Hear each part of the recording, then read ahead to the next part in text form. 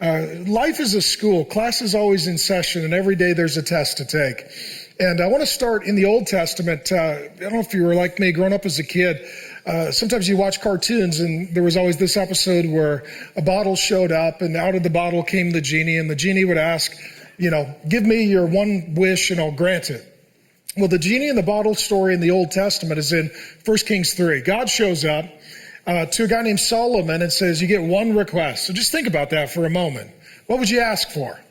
So he thought about money, which would be nice. He thought about fame, which would be great. He thought about power, which would be incredible. You know what he settled on? Wisdom. He said, if I could ask for one thing, I'm going to ask for wisdom. Because if I have wisdom, I probably could make some money, get some power, have some influence. And so he decided that the most important thing to ask for was wisdom. So God was so pleased with his answer, God gave him not only wisdom, but wealth and power and influence. He gave him everything. And the truth is, once you get wisdom, God can then provide the rest. And so the thesis is this: as a man, it must be that wisdom is the one thing that our Father asks us to ask him for. More than anything, to be a man and to grow in a man must require wisdom. And the day we live in, let me just do a little Q&A with you. Do we have more educated people than at any time in the history of the world, yes or no? Yes, okay. Do we have access to more information than any other people in the history of the world? Yes. Are people stupid? Yes. Okay, so apparently going to school and having information doesn't make you wise. You can be absolutely stupid and make a series of stupid, cataclysmic decisions. As men, the question that sort of determines your worth is, well, what was your grade point average? Or what's your IQ? Or what degree do you have? Or how much money do you make? We don't ask anyone, are you wise or foolish? And the truth is, we have a lot of people that have an education and they have a lot of information, but they have no wisdom. And this is the crisis in our culture. This is the big problem that we have. And I'll just give you one example. I didn't vote for this, but political leaders decided we're just going to forgive school loans. Okay? So you're like, well, people bought things they didn't have money for. That's stupid. Okay? And now they can't afford to pay for the things that they went into debt for because they couldn't afford to pay for it in the first place. So let's just give them money and that'll fix the problem. Will that fix the problem, or would wisdom fix the problem? Because here's what I've seen. If you go into debt and you're stupid and then you don't get wisdom and we pay off your debt, you go into new debt because you're still stupid. Wouldn't it have been great if our country said, hey, before we give you the money, you need to take a class on how not to be stupid with your money? But we don't do that because our country is run by stupid people. So it's a problem from the top down. And so what we want to talk about is wisdom.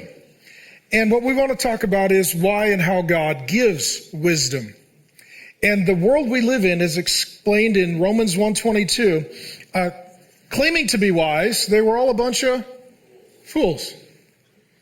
Well, I know what to do with sex and money and gender and family and government and life. It's like, no, you don't. It's not working. You're all stupid.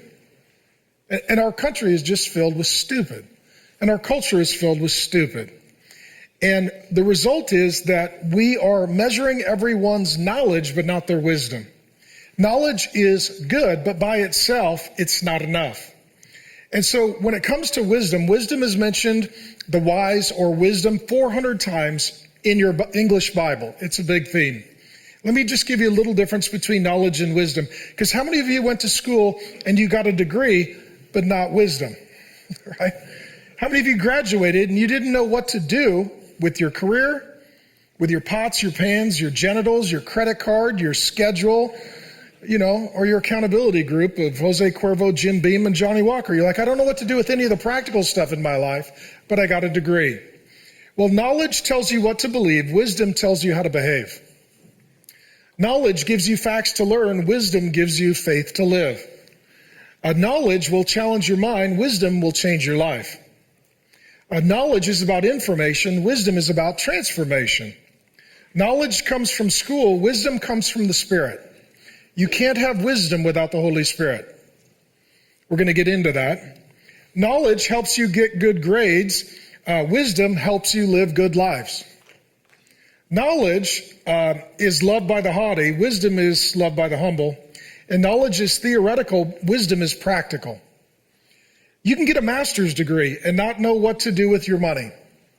You can get a master's degree and not know what to do with your schedule. You can get a master's degree and not know what to do with your diet. You can get a master's degree and have no idea how to pursue or marry a woman. You can get a master's degree and have no clue on how to be a husband. You can have a master's degree and have no clue how to be a father. Education is not bad and knowledge is not evil, but without wisdom, it just leads to a bunch of highly educated people who are educated beyond their intelligence and think that they're wise when in fact they're foolish. That's the world we live in. Most of what you guys have been told about being a man is stupid. It's not wise. It's foolishness. And so what we want to talk about is wisdom. And I want to talk about wisdom in regards to maturity. And the point is this, that to be a man is to grow in wisdom. Howdy, Pastor Mark here. Thanks for viewing the clip. And if you'd like the entire sermon, we've got it ready to go.